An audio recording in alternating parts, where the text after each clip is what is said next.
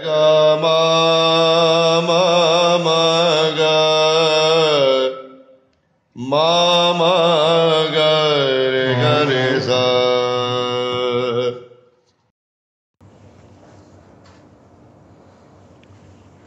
आप सभी के हृदय में विराजमान परमात्मा को मेरी राम राम। रामचरितमानस के प्रथम खंड में हमने जिन स्तुतियों का वर्णन किया था वे तुलसीदास जी द्वारा संस्कृत में लिखी गई थी। अब हम मूल पाठ्य पर आते हैं। इनमें भी स्तुतियां हैं और उनकी महिमा आप सुनेंगे तो स्वयं जान जाएंगे कि क्यों हमारी संस्कृति में सर्वप्रथम देव स्तुति ग्राह्य है, वंदनीय है। जो सुमिरत सिद्धि होई गणनायक करिबर बदन, करहूँ अनुग्रह सोई बुद्धि राशि शुभ गुण सदन। गणेश जी की स्तुति कर रहे हैं कि वे गणेश जी जो गणों के नायक हैं, हाथी के मुख वाले हैं, करिबर बदन, जिनका मुख हाथी के समान है। जो सुमिरत, जो इनको सुमिरता है, स्मरण करता है, याद करता है। जो सुमिरन शब्द है, सुमिरत है, ये संस्कृत के स्मरण शब्द से आया है, याद करना। तो जो इनको भजता है, याद करता है, सिद्ध होई, उसके सारे कार्य सिद्ध होते हैं। प्रत्येक स्थानों पर हमारी संस्कृति में किसी भी कार्य का शुभारंभ करने से पहले गणेश स्तुति कही गई है। हमारी मान्यता है ऐसी। और कहते हैं कि जो इनका निरंतर सुमिरन करता है गणेश जी का, करहूँ अनुग्रह सोई बुद्धि राशि शुभ गुण सदन। और क्या है, उन पर ये अनुग्रह करते हैं गणेश जी, अपनी कृपा करते हैं। ये बुद्धि राशि को बढ़ाते हैं। जैसे धनराशि होता है ना, बहुत पैसा बढ़ता है, ऐसे बुद्धि राशि, बुद्धि की संपत्ति को बढ़ाते हैं, ज्ञान बढ़ता है। और ये क्या है, शुभ गुणों के सदन हैं, घर हैं गणेश जी। जितना भी कुछ शुभ है हमारे पास, हमारे जीवन में जो आ सकता है, वो गणेश जी की वंदना करने से हमें प्राप्त होता है। तो तुलसीदास जी क्योंकि रामचरित लिखने जा रहे हैं, इसलिए सर्वप्रथम वो गणेश जी को मना रहे हैं, गणेश जी की वंदना कर रहे हैं, उनकी स्तुति कर रहे हैं। और अनेक अन्य स्तुतियों में संस्कृत की उन्होंने गणेश जी की बहुत सुंदर स्तुतियाँ की हैं, जिनका गायन जब हम सुनते हैं, जैसे है गाइए गणपति जगवंदन, शंकर सुवन भवानी के नंदन। इस तरह की अनेक स्तुतियाँ हैं जो गणेश जी की पूरी भाव दशा के अंदर ले जाती हैं। मन गणेश जी की ओर बहने लगता है और ऐसा लगता है कि गणेश जी हमारे आसपास ही बैठे हुए हैं। अब जो अगली चौपाई है, ये बहुत प्रसिद्ध चौपाई है। संस्कृत में भी इसका श्लोक है, मूकम करोति वाचालम पंगुम लंघय गिरिवर गहन। तो संस्कृत के इस श्लोक को उन्होंने यहाँ पर दिया है, मूक होई वाचाल पंगु चढ़ई गिरिवर गहन, जासु कृपासो दयाल द्रवहूँ सकल कलिमल दहन। इसकी हम व्याख्या अंतिम उससे करनी शुरू करते हैं कि जासु कृपा, जिसकी कृपा से, जिन परमात्मा, जिन श्री राम की कृपा से, जो जब दयालु हैं जो बहुत अधिक, और द्रवित हो जाते हैं, जब किसी के ऊपर ये पिघलने शुरू होते हैं, मेल्ट होने, कृपा करने को लेकर, जब इनकी ओवरफ्लोइंग होती है, तो क्या होता है, सकल कलिमल दहन। सकल माने सारे, कलिमल माने कलयुग के जितने भी मल हैं, पाप हैं, दहन माने सब जल जाते हैं। जितने भी अवगुण, दोष, रोग, शोक इत्यादि जो भी कुछ होता है, अगर राम की कृपा होती है और राम द्रवीभूत हो जाते हैं आप पर, तो ये सारी चीज़ों का नाश हो जाता है। कैसे? उदाहरण के माध्यम से समझाते हैं। मुँह को होई बाचाल, मतलब जो भी असंभव है वो संभव हो जाता है। मुँह को होई बाचाल, जो गूंगा है वो बोलने लगता है। अब ये वाली जो बात है ये तो अनेक लोगों ने इतिहास में देखी है और समझी है। गूंगा बोलने लगता है, इसका अर्थ है कि जो बिल्कुल अयोग्य होता है, अज्ञानी होता है, वह भी ज्ञानी हो जाता है। भगवान वाल्मीकि अज्ञानी थे पहले, और अज्ञानी भी कितनी पराकाष्ठा के थे कि जब उनसे कहा गया कि राम बोलो तो वह भी उनको याद नहीं रहा। राम का भी मरा मरा हो गया, राम भी नहीं कह सकते थे। और वही भगवान वाल्मीकि रामायण लिखते हैं। फिर देखिए, मूकम करोति वाचालम, यानी मूक होई बाचाल। जिनको कुछ भी नहीं आता था वो कितने अधिक प्रकांड पंडित हो गए। फिर हम कालिदास का उदाहरण भी देखते हैं। कहते थे कि वो मूर्ख शिरोमणि को खोजने निकले थे कि ऐसा मूर्ख जिससे बड़ा कोई हो ना। तो उन्होंने देखा कि एक व्यक्ति जिस डाल पर बैठा है उसी को काट रहा है, यानी जिस हिस्से पर डाल के बैठा है वो उसकी विपरीत दिशा से उसको काटना शुरू कर रहा है कि जिससे जब डाल कट जाए तो कट के वो भी डाल के साथ नीचे गिर जाए। तो लोगों ने देखा कि अरे इससे बड़ा मूर्ख तो कोई हो नहीं सकता था। और वही कालिदास जिन्होंने रघुवंशम लिखा, अभिज्ञान शाकुंतलम लिखा और कितने संस्कृत साहित्य के उच्चतम कोटि के महान ग्रंथों की रचना की। यही बात आती है मुँह को होई बाचाल, कि राम की कृपा हुई तो वे लोग जो अज्ञानी समझे जाते थे संसार में, वो कितने अधिक लिखने वाले बने, बोलने वाले बने। और स्वयं तुलसीदास जी भी। तो ये 3 उदाहरण तो संसार के पास थे। तो ऐसे लोग जो बुद्धिजीवी हैं, जिनका बुद्धि का तल बहुत सक्रिय है, वो कहते हैं चलिए ये बात तो हमने मान ली। दूसरी बात कैसे मान लें कि आप कहते हैं भगवान की जब कृपा होती है तो पंगु चढ़े गिरिबर गहन।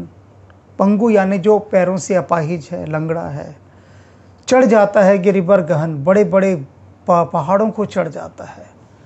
वो कहते ये बात हम नहीं मानते कि 2 पैरों वाले भी पहाड़ नहीं चढ़ पाते। और इसमें लिखा है कि राम की कृपा हो तो जो पैरों से अपाहिज है वो भी गहन। अब देखो गिरिबर गहन जो शब्द है, इस पर आप ठहरिए कि ऐसा पर्वत जिसे कोई चढ़ नहीं सकता, गहन पर्वत, उसको भी अपाहिज चढ़ जाते हैं। तो ये उदाहरण आज तक संसार के पास नहीं था, लेकिन अरुणिमा सिन्हा ने इस उदाहरण को यहाँ पर स्थापित कर दिया और मोहर लगा दी कि तुलसीदास जी ने जो कहा है वो अक्षरशः सत्य है कि राम की कृपा हो तो जो पैरों से अपाहिज है वो भी पहाड़ चढ़ जाता है। अरुणिमा सिन्हा एवरेस्ट की चोटी पर जाकर उसने परमात्मा को धन्यवाद दिया। अपाहिज है अरुणिमा सिन्हा। और अरुणिमा सिन्हा की मैं आपको छोटी सी यहाँ पर कहानी एक बार बताना चाहूँगा, क्योंकि तब ये बात आपको बिल्कुल सार्थक लगेगी कि अरुणिमा सिन्हा ने अपाहिज होते हुए भी किस तरह से हिमालय पर्वत पर जाकर परमात्मा को नमस्कार किया। उसके शिखर पर, हिमालय एक ऐसा पर्वत है, एवरेस्ट की चोटी, जिस पर स्वस्थ से स्वस्थ व्यक्ति भी चढ़ते समय हार मान लेता है। और जिसके पैरों में दोष हो, जिसके पैर ना हो, वह चढ़े, यह अकल्पनीय है। तो पहले अरुणिमा सिन्हा पर एक छोटी सी जानकारी मैं आपको पूरे एक वीडियो के माध्यम से दिखाऊंगा। पहले उसको देखते हैं, उसके बाद फिर हम लौटकर इस पर आएंगे। अरुणिमा सिन्हा एक फुटबॉल प्लेयर है। वो लखनऊ से दिल्ली आ रही है, नोएडा, फुटबॉल के मैच के लिए। जिस रेल से वो आती है उस रेल में कुछ लुटेरे हैं और वो लोगों को लूटना चाहते हैं। उनका विरोध करती है अरुणिमा सिन्हा। एक अकेली लड़की कई कई गुंडों के साथ अकेली भिड़ जाती है। और उसका साहस देखिए। अब होता क्या है कि वो गुंडे उसको उठाकर चलती ट्रेन से नीचे फेंक देते हैं। सामने से एक दूसरी ट्रेन आ रही है और वो धड़धड़ाती हुई उसके ऊपर से गुजर जाती है और उसका एक पैर कट जाता है और वो घायल अवस्था में सारी रात ट्रेन की पटरी पर पड़ी रहती है। चूहे आ रहे हैं, उसका कटा हुआ पैर कुतर रहे हैं, वो सब देखते देखते बेहोश हो जाती है। हॉस्पिटल में लाया जाता है, इलाज होता है। इलाज होने के बाद वो सोचती है, एक पैर तो रहा नहीं अब, कि क्या करे। तो उसके मन में आता है कि मैं हिमालय के एवरेस्ट की चढ़ाई करूंगी और वहां जाके परमात्मा को धन्यवाद दूंगी। कितना बड़ा जज्बा है हिमालय का एवरेस्ट चढ़ना। और हिमालय की चढ़ाई करने का मतलब ये एक होता है कि आपने जैसे चढ़ाई शुरू की तो आप अपने आप को कोसना शुरू कर देते हैं कि अच्छा भला मैं घर में बैठा था, मेरी मत मारी गई कि जो मैं हिमालय आ गया। क्योंकि पग पग पर वहां पर मौत है हिमालय के अंदर, एक एक कदम के ऊपर। बिल्कुल कुछ नहीं पता कौन सा अगला क्षण आपकी मृत्यु का क्षण होगा। तो ऐसी भयानक स्थितियों के अंदर दो पैरों वाले हट्टे कट्टे आदमी नहीं चढ़ पाते। और ऐसे में अरुणिमा सिन्हा संकल्प ले रही है कि मैं हिमालय चढ़ूंगी। सारी दुनिया मजाक उड़ाती है। रहीमदास जी ने कहते हैं ना कि सुलट ले ही लोग सब बांट न ले है कोई। सब लोग हंसते हैं अरुणिमा सिन्हा पर, लेकिन एक शख्स है जो नहीं हंसता और वो है बचेंद्री पाल। बचेंद्री पाल ने भी हिमालय की चढ़ाई की है। वो एक ऐसी महिला हैं कि जो उसके साहस को देखती हैं, उसकी आंखों में देखती है अरुणिमा सिन्हा के, और कहती हैं कि तुम अवश्य हिमालय पर चढ़ोगी, मुझे विश्वास है। और उसके बाद अरुणिमा सिन्हा की कठिन तपस्या का दौर शुरू होता है। वो उस हिमालय के ऊपर चढ़ती है जिस हिमालय पर चढ़ने के लिए अच्छे अच्छे लोगों का साहस जवाब दे जाता है। तो आपने अभी देखा कि किस प्रकार से अरुणिमा सिन्हा ने हिमालय पर्वत को चढ़ा। तो राम जी की कृपा हो तो पंगु चढ़े गिरिवर गहन। जिन पर राम की कृपा नहीं होती, जहाँ मैं रहता हूँ वो 4th फ्लोर है मेरा घर, और घर के छत पर ध्यान मंदिर है। तो अनेक लोग ये कहते हैं कि अरे 4th फ्लोर है आप, हम 4th फ्लोर पर कैसे चढ़ेंगे। अच्छे भले जिनके 2 पैर भगवान ने दिए हैं, जो लोग स्वस्थ हैं, वो 4th फ्लोर चढ़ने में भी, 4थी मंजिल चढ़ने में भी हार मान लेते हैं। और अरुणिमा सिन्हा को देखिए, तुलनात्मक अध्ययन कीजिए आप, कंपैरिजन, कि जो पूरी तरह से स्वस्थ हैं उनके भी प्राण निकलने को तैयार हो जाते हैं 4th फ्लोर का नाम सुनते ही, क्योंकि राम की कृपा नहीं है। जिस पर राम की कृपा होती है वो तो हिमालय भी पार कर जाता है। आपने देखा ही अभी किस तरह से। तो आगे अगली स्तुति पर हम चलते हैं। नील सरोरुहु श्याम तरुण अरुण बारिज नयन करहूँ सोमम उर्धाम सदा क्षीर छागर शयन। भगवान विष्णु की स्तुति कि नील सरोरुहु श्याम तरुण, वे भगवान विष्णु श्री हरि जो नील कमल के समान जिनका शरीर है, नील कमल के समान काला। नीले रंग को हम बहुत ज़्यादा डार्क ब्लू कर दें तो वो एक जिस कालीमा के जिस शेड पर चला जाता है, ऐसा श्री हरि यानी भगवान विष्णु का रंग है, उनके शरीर का रंग है। अरुज बारिज नयन, और अरुण बारिज नयन, लाल रंग के, लाल कमल जो होता है, लाल कमल के समान उनके नयन हैं। करहूँ सोमम उर्धाम सदा क्षीर सागर शयन। तुलसीदास जी कहते हैं वे जो सदा क्षीर सागर में शयन करते हैं, वास करते हैं, वे भगवान श्री हरि भगवान विष्णु मेरे उर्म यानी मेरे हृदय के धाम में आकर सदा विराजमान रहें, निवास रहें, ऐसी मेरी उनसे प्रार्थना है।